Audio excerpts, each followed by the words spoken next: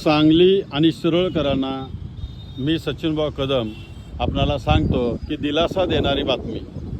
सध्या मी सांगलीच्या आयर्विन ब्रिजवर आहे आणि सांगलीच्या आयर्विन ब्रिजवरती जो पाणीसाठा चाललेला आहे त्याचा जर विचार केला तर कालच्या प्रमाणात आज प्रमाण कमी आहे।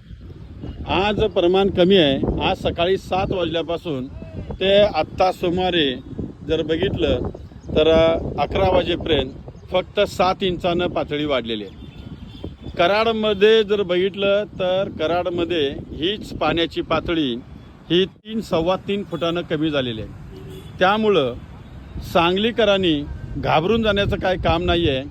पण भौगोलिकदृष्ट्या जर बघितलं तर कराडला जर 3-3.25 फूट पाणी उतरलं असेल तरी पण सांगलीला थोडं थोडं पाणी हे सायंकाळपर्यंत वाढेल, थोडं वाढेल, एक मॅक्सिमम 1 फूटपर्यंत वाढेल।